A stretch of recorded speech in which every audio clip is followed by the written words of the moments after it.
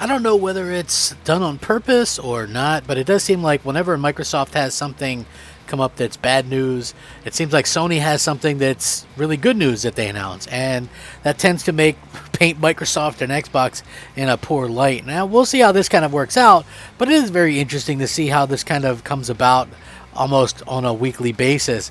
I'm not saying that what Microsoft is doing anything particularly wrong. This was just a kind of luck of the draw kind of thing that happened to them.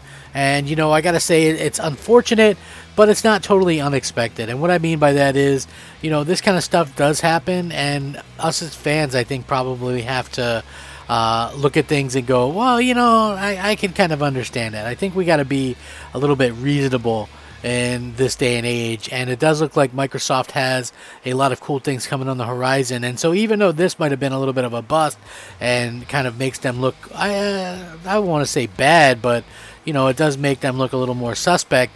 Sony really comes out and seems to be prepared with the zinger. You know what I mean? Like Sony is the king of hitting those zingers, and that's something that everybody should probably just realize before too long. Is honestly, that's something that Sony is absolutely known for doing, and we can even go track that back to a situation with Xbox One, and being able to play what they could do, play used games and stuff like that, versus what was originally told for the Xbox. Now, the interesting thing here is that a lot of people are already talking about this, and Sony really has a successful track record for this kind of thing, and so I think a lot of people aren't going to be too surprised by this news.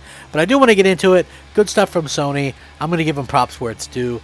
Hey everybody, I'm Crap Gamer, and this of course is Crap Gamer Reviews, your home for gaming news, opinions, reviews, and much more. You'll probably notice a few changes around here, but hopefully that doesn't stop you from giving us a like, and possibly even consider subscribing if you haven't already done so. Thank you so much for choosing to spend some of your free time with me today. It really does mean a lot. I know you all are so busy, and the fact that you spend some free time with me just is absolutely fantastic. Thank you guys very much. Now, listen, Microsoft, what are they, right? They're a company, has almost limitless money.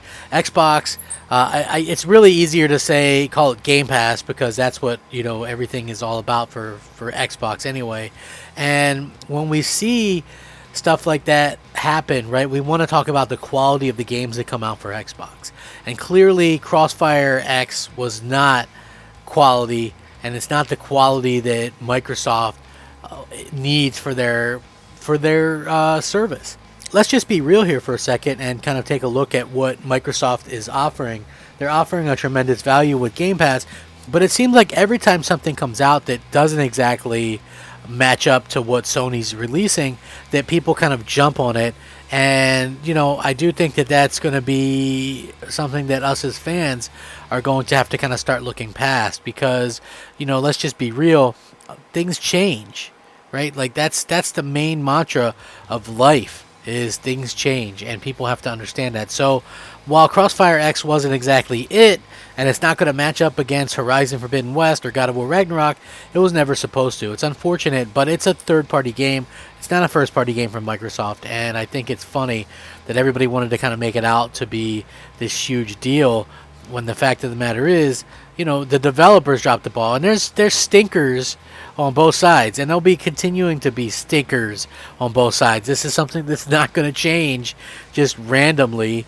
I think the thing where we can look at from Microsoft is the games that they're releasing first-party wise have been very much received well, and that's a welcome adjustment from the ReCore, State of Decay 2, Crackdown 3 days, which the first party was putting out garbage, and now it looks like it's pretty clear that they're putting out some wonderful stuff, and that's an exciting piece of news for everybody. We all want better games, and we all want games that are gonna drive us to just have a good time with our consoles and stuff like that. So with that being said, Sony came out and kind of gave some numbers on some games, including the Horizon Zero Dawn game, and the NPD kind of came out and announced this as well, about what's going on. So this is very important. Marvel's Spider-Man Miles Morales continued to perform last month, ranking as the sixth best-selling game of the month. Furthermore, it's third only to Marvel's Spider-Man and God of War from 2018 in lifetime dollar sales for Sony-published titles since 1995.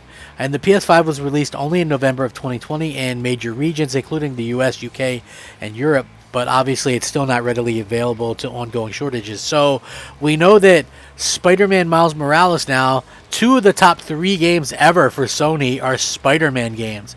Not too bad considering a lot of haters really called Miles Morales a bit of a DLC, right? They called it DLC or whatever, but to be honest with you, I think that, it never really made much sense to call it that because both these companies are relying on stuff that maybe they wouldn't rely on before.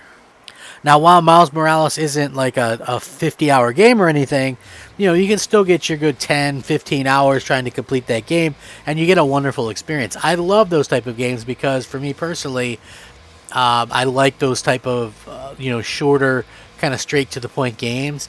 It seems like I can focus a little bit better on that. I don't know if it's like a ADHD thing or something like that, but yeah, I just tend to really be able to focus much better on some of those games, and it just makes a lot of sense for me to play some of, like, I really enjoyed First Light, which was an Infamous game. It was a standalone Infamous game. It was kind of in that vein. I also really enjoyed Uncharted Lost Legacy, which was another game that was sort of in that vein. And enjoyed the IKEA Island, which is kind of a standalone thing. But Miles Morales as well is just a phenomenal game. They did a fantastic job with it.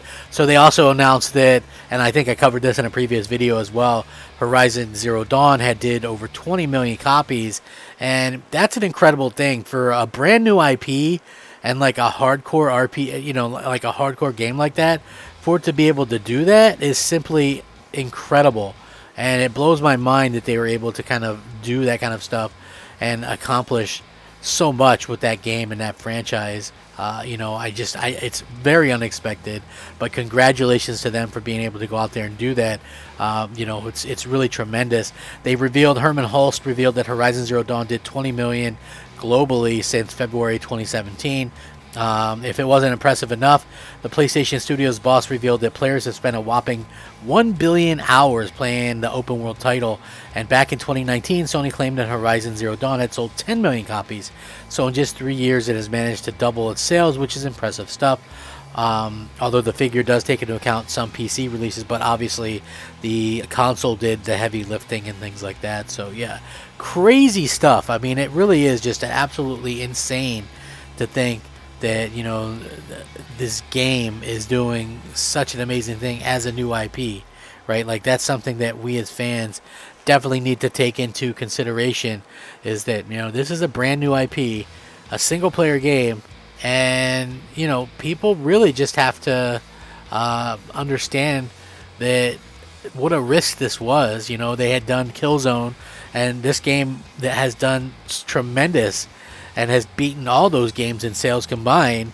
And, they've really kind of found their niche. Sometimes it takes something like that to happen before, like, you get this really good news. And I can't be more excited for the sequel if I tried. So, with that being said, thank you guys so much for watching. Have a fantastic day.